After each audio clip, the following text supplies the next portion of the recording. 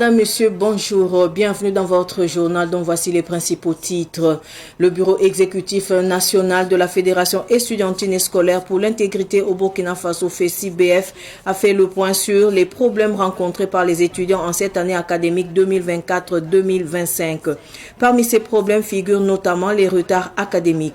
La FESI demande qu'une solution soit trouvée pour permettre aux étudiants de réussir leur année. Vous les entendrez dans ce journal. Dans ce journal, il sera aussi question de l'avenir de l'industrie du cinéma burkinabé dans un contexte où le cinéma amateur commercial s'impose peu à peu face aux productions d'auteurs. Pourquoi cette évolution? Élément de réponse dans un instant. Nous ouvrons ce journal avec cette information relative au détournement de plusieurs milliards de francs CFA au ministère de l'Action sociale évoqué par le président du Faso lors de la montée des couleurs. Les présumés détourneurs de fonds au ministère de l'Action humanitaire sont maintenant connus. En effet, le procureur du Faso près le tribunal de grande instance Ouaga 1 a cité 3 personnes impliquées dans cette affaire au cours d'une conférence de presse ce matin. Ce sont Amidou Tenyan, principal auteur, Salifou Ouedraogo et Philippe Bailou, tous déférés par le parquet. Ces personnes sont accusées de détournement de fonds publics de plus de 3 milliards de francs CFA. Je le disais en titre, le Bureau exécutif national de la Fédération estudiantine et scolaire pour l'intégrité au Burkina Faso, FESI-BF, a organisé hier une conférence de presse à l'université Joseph Kizerbo. Objectif, poser les problèmes qui affectent les étudiants en cette année académique 2024-2025, comme les retards et les chevauchements d'années académiques. Uriel Lesogo nous en parle. D'entrée de jeu, les leaders de la FESI-BF indiquent que les mesures prises et annoncées par les autorités pour résoudre le problème des chevauchements et des retards académiques n'ont pas produit les résultats escomptés. On constate que même s'il y a eu des avancées, les problèmes persistent, notamment les chevauchements académiques et puis le fait qu'il y a certaines promotions qui sont encore là. Alors pour nous, la dynamique qui a été mise en place, il faudrait porter la même dynamique pour ne pas qu'on conscience que c'est le tout encore avec le mouvement d'humeur à un point fini. Et l'autre volet qui est vraiment important pour nous, ça concerne la question de la mobilité.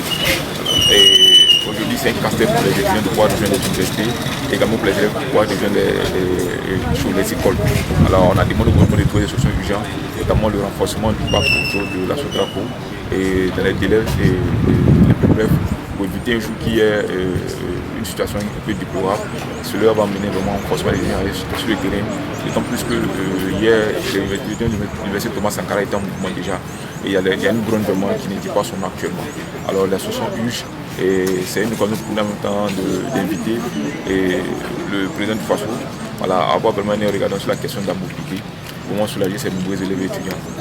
En plus de la problématique des retards, la FESI-BF souligne les difficultés liées à l'hébergement et à la restauration au sein des universités publiques. La question de l'hébergement reste un défi majeur pour bon nombre d'étudiants dans les villes. Les cités universitaires existantes ont une faible capacité d'accueil pour certaines et sont particulièrement dégradées. Nous interpellons le Centre national des œuvres universitaires sur la réhabilitation de la cité universitaire de Koussodo qui est en cours afin qu'elle s'achève, ainsi que celle de Nassau qui est toujours sans suite, également sur la finition de celle de Koudougou et la construction des cités dans les villes de Tédougou, Ouéouia et Fadon-Gouma. De même, dans l'ensemble des centres universitaires polyvalents. Également, la question des restaurants universitaires, censé être un soutien essentiel pour les étudiants, est devenue un véritable point de frustration. Avec les interminables rangs, la qualité et la quantité sont des problèmes majeurs, de même que l'hygiène en leur sein. Le Bureau exécutif national de la FESI-BF estime que les autorités doivent accorder la priorité à une éducation de qualité et encourager le dialogue entre les acteurs des universités publiques. Il insiste également sur l'importance pour les étudiants de rester mobilisés et déterminés jusqu'à ce que leurs revendications soient satisfaites. Parlons à présent du retour de Donald Trump à la Maison-Blanche. Le retour de Donald Trump à la Maison-Blanche suscite de réactions diverses. Il n'y a pas de différence entre les républicains et les démocrates, selon Inemsit Richardson, une américaine qui lutte pour la cause africaine. Plus de précisions avec Cynthia Zungrana et Latif Ouedraogo. Le candidat républicain Donald Trump est de retour à la Maison-Blanche. C'est une première depuis 1992, avec l'ancien président Grover Cleveland, qu'un candidat arrive à remporter un deuxième mandat après avoir perdu l'élection précédente. Le président Trump a remporté 295 votes du collège électoral des grands électeurs contre 226 pour Kamala Harris. Pour Inemsit Richardson, une journaliste américaine passionnée d'Afrique, par ailleurs présidente du Centre Thomas Sankara pour la libération de l'Afrique, le vrai sujet d'importance ne réside pas dans le résultat des urnes aux États-Unis, mais dans la libération effective de l'Afrique. Ce n'est pas une question pour moi de l'élection de Donald Trump ni l'élection de Kamala Harris. C'est la question de la libération de l'Afrique et c'est une lutte qu'on continue. Si c'est un président républicain, président démocrate, on a une lutte qui continue, c'est la lutte pour la libération de l'Afrique. Alors selon moi, je pense que je ne regarde pas trop une différence dans les politiques étrangères entre ces deux partis. Je pense qu'il y a beaucoup de gens qui ne comprennent pas trop la politique de Donald Trump. Il y a cette idée que peut-être il est moins apte pour la guerre que Kamala Harris ou quelque chose. Moi, je ne suis pas d'accord avec ça. Comme j'ai dit, je pense que les deux sont très similaires. Cette victoire annonce un retour aux politiques de l'ère Trump de 2016. Le président élu prévoit alors des réformes majeures. Mais pour Inemsit Richardson, le président élu, qu'il s'agisse de Donald Trump ou de Kamala Harris, ne peut apporter ni un avantage ni un désavantage dans la lutte qu'elle mène. Je ne pense pas que ça fait une différence. C'est la même chose comme on a vu avec Joe Biden. Moi, je me sens comme on n'est pas plus d'opportunités avec l'un ou l'autre. Bon. Si les démocrates sont au pouvoir, ils vont utiliser les paroles plus jolies, mais les politiques étrangères seront toujours la même chose, l'augmentation des forces militaires états-uniennes à travers le monde. Si c'est les républicains, on voit les mêmes choses. Comme j'ai dit, ils ont presque les mêmes conseillers. Ils travaillent vraiment avec les mêmes grandes entreprises capitalistes qui leur financent. Je pense que c'est le même combat qu'on va toujours mener et c'est la question de défendre l'AS. Si c'est sur Donald Trump, si c'est sur Kamala Harris. 4 années en arrière, en 2020, Donald Trump avait perdu les élections contre le candidat démocrate Joe Biden. L'ex et nouveau président attend le 20 janvier 2025 pour regagner la Maison-Blanche. La production du karité est en baisse selon le constat des consommateurs, un phénomène inquiétant selon eux. Qu'est-ce qui explique cette baisse de production de l'espèce karité? Que faut-il faire pour sauver l'espèce karité? Élément de réponse avec ce dossier signé Germaine Faram. L'espèce karité est une variété végétale qui répond aux besoins alimentaires, sanitaires, mais aussi cosmétiques de la population, appelée encore Vitellaria paradoxa comme nom scientifique. Le karité, un produit forestier non ligneux, a mal aujourd'hui à sa production et à sa productivité. Le karité, dans son cycle normal, alterne une bonne productivité et une plus ou moins mauvaise productivité. Ça veut dire quoi? Ça veut dire que le karité, lorsque ça produit très bien cette année et que vous avez récolté beaucoup de fruits sur le pied de karité, l'année qui suit, le karité baisse sa productivité. Donc c'est une production en dents de scie. Forte productivité, faible productivité. Forte productivité, faible productivité. Donc ça c'est un facteur normal même du cycle de production de l'espèce. Maintenant, pour ce qui concerne la production, il faut dire qu'il y a plusieurs facteurs qui peuvent expliquer cette baisse de production. La production est liée à la productivité. Plus la productivité est grande, plus vous avez une forte production l'année qui est en cours. Il y a aussi le facteur nombre de pieds. Okay? Nous assistons à un vieillissement des pieds de karité et au non-recrutement des pieds juvéniles pour devenir des gros pieds. L'autre facteur, c'est l'effet de bourse. Et il y a aussi d'autres facteurs qui rentrent dans la productivité et du coup qui influencent la production, notamment le facteur climatique. Le qualité est également beaucoup sollicité pour le bois de chauffe ou encore le charbon. Et cette exploitation occasionne sa disparition sur le sol burkinabé. Une disparition en partie aussi liée à la faible pluviométrie. Quand vous prenez la zone phytogéographique du Burkina Faso, vous verrez que dans le domaine sahélien, nous n'avions pas suffisamment de pieds de qualité. Quand vous quittez Dori, Gorom et que vous redescendez vers le Yatenga, il y a moins de pieds de qualité. Cependant, quand vous êtes dans le domaine soudanien, nord-soudanien, sud-soudanien, vous aviez des pieds de qualité. Cela, c'est un phénomène naturel dû effectivement, comme je l'ai dit, à la pluviométrie. Le qualité a besoin d'une certaine quantité de pluie, d'eau de pluie, pour pouvoir non seulement avoir un développement végétatif, mais aussi amorcer une bonne production. Donc cette disparité est plus ou moins naturelle.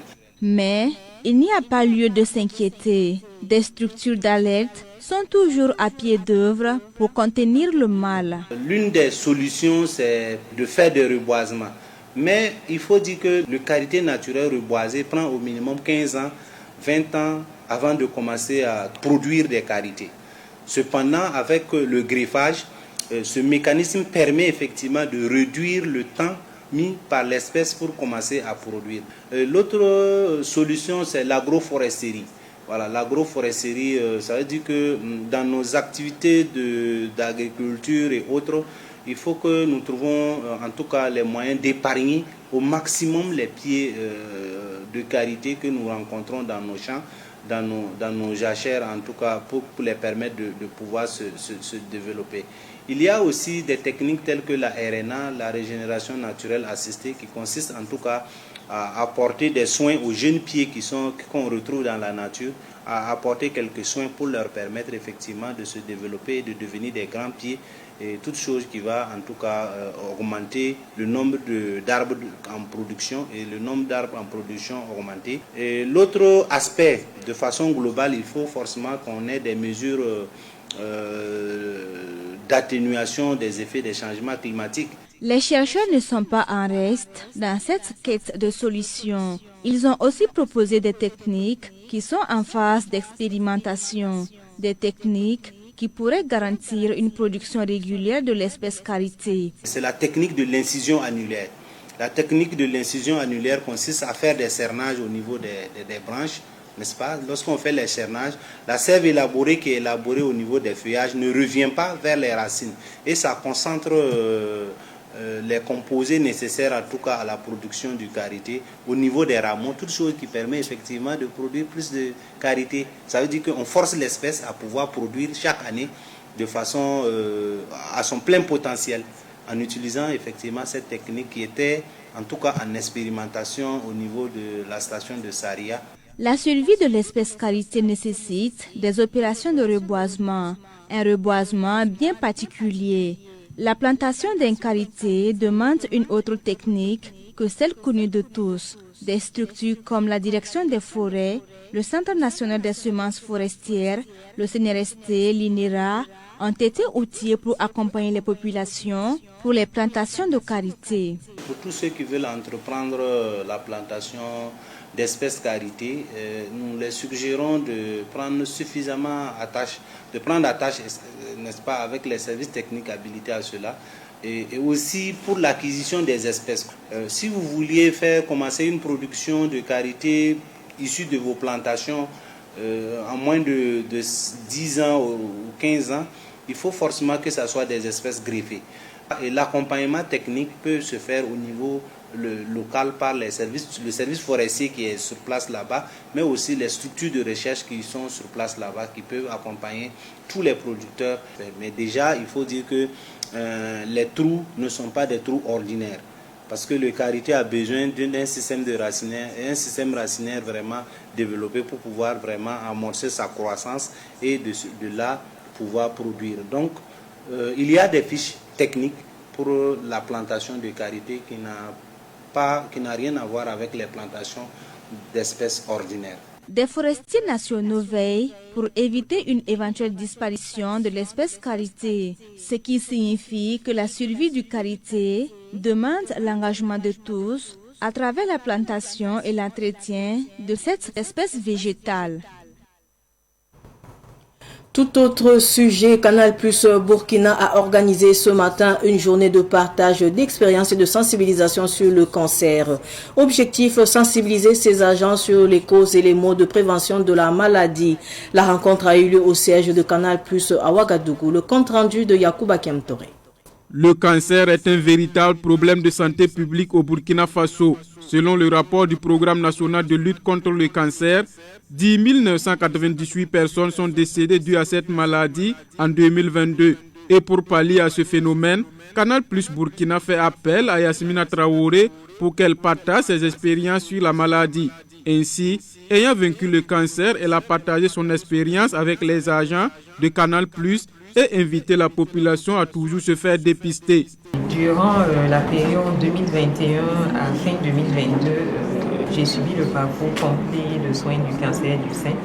Et à la fin, en fait, je me suis engagée à vie en fait, dans la sensibilisation contre cette maladie. Donc, à l'issue de cet engagement, pour matérialiser en fait cet engagement, j'ai pris en fait cette décision-là en fait d'aller vers les sociétés à travers ma fondation pour sensibiliser le personnel et sensibiliser la population contre cette maladie. Parce que comme on le sait tous en fait, c'est le dépistage précoce qui permet en fait de sauver nos vies et aussi qui permet éventuellement de faire face à des traitements moins coûteux et moins lourds lorsqu'on est dépisté. Conscient de cette réalité, Canal Plus informe la population sur les causes, les signes précurseurs et les mesures de prévention pour lutter contre le cancer.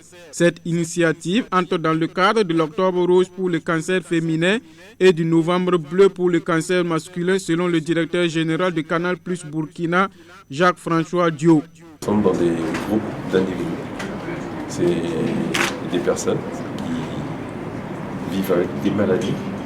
Et je pense que la sensibilisation est plus qu'importante. C'est ce qui permettra de réduire la propagation de la maladie en sensibilisant déjà. Et ça permettra aussi de traiter.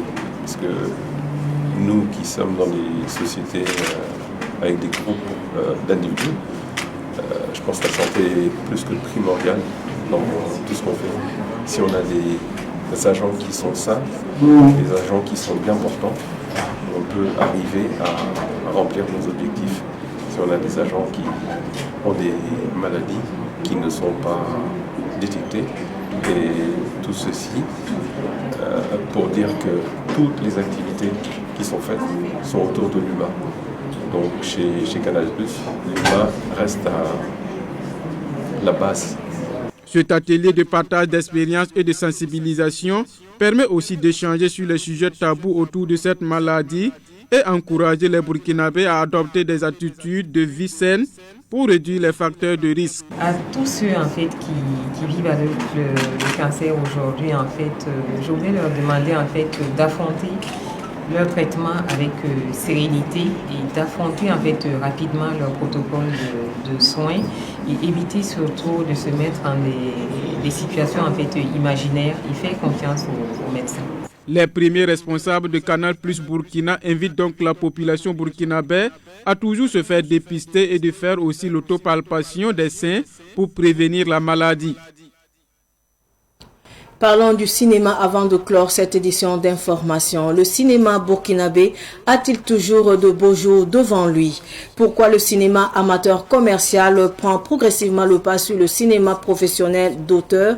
Est-ce la faiblesse des moyens financiers et des équipements ou l'empressement à boucler les œuvres cinématographiques qui explique cette situation? Dans la capitale du cinéma africain et à la veille de la 29e édition du FESPACO, ces questions méritent d'être posées. Fatih Sankara a cherché des réponses auprès du cinéaste Oumarou Kabouri. Autrefois reconnu et identifié à travers la qualité de ses œuvres cinématographiques, le cinéma burkinabé est l'ombre de lui-même aujourd'hui. La rigueur et le professionnalisme d'antan ne sont plus à l'ordre du jour dans la plupart des productions cinématographiques, déplore le cinéaste formateur Oumarou Kabouri. Le cinéma au Burkina aujourd'hui se comporte mal, je peux dire même très mal. Les films d'aujourd'hui produits au Burkina ne répondent plus, en tout cas, aux normes qu'on connaissait avant. Aujourd'hui, la nouvelle génération croit qu'avec le numérique, tout est facile. Voilà. Ils se lèvent, ils prennent le téléphone ou une caméscope ou une caméra qu'on peut gagner facilement, écrire une histoire d'amour qui se passe dans les salons. Voilà. Et ils se réunissent sans même prendre une autorisation, sans suivre le chemin à suivre. Voilà. Ils caracolent, ils ont un film et puis ils s'appellent cinéastes.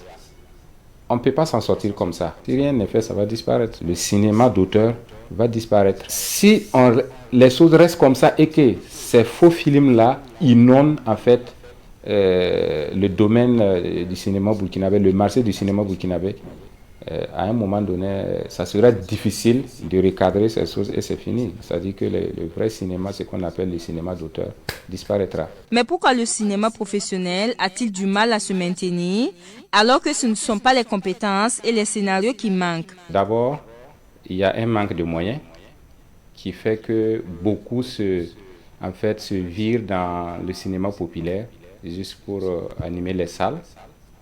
D'un côté aussi, je peux dire que il y a le professionnalisme là qui est en train de disparaître dû à la formation des acteurs du cinéma. Parce qu'aujourd'hui, il manque sérieusement une formation adaptée pour en fait ramener la nouvelle génération à être des vrais professionnels comme le temps de nos aînés.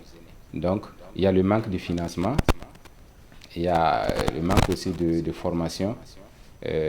Tout réuni, en tout cas, donne un mauvais résultat. Les techniciens que nous avons aujourd'hui au Burkina sont des techniciens bien formés. Voilà. Donc, vous ne pouvez pas demander à ces personnes-là d'être des techniciens sur un plateau où on utilise des téléphones portables pour tourner, par exemple, un film qui doit aller à une compétition dans des grands festivals. Ça ne va pas passer. Voilà. Je ne pense pas qu'ils puissent le faire. Voilà. Peut-être dans l'avenir, mais aujourd'hui, bon, ça va beaucoup m'étonner fort. Mais tout n'est pas encore perdu, estime Oumarou Kabouré.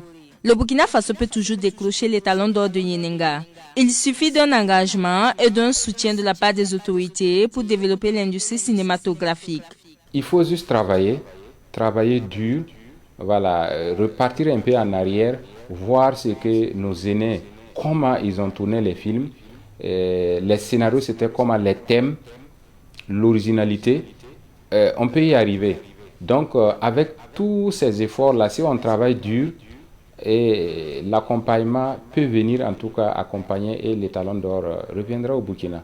C'est possible et j'y crois et je pense que ça viendra. Il faut l'implication des autorités du cinéma, de nos autres autorités, parce que partout où vous voyez que ça marche, l'autorité a son mot à dire. Au pire des cas, les producteurs sont obligés de faire avec les moyens de bord ou d'accepter des financements extérieurs conditionnés.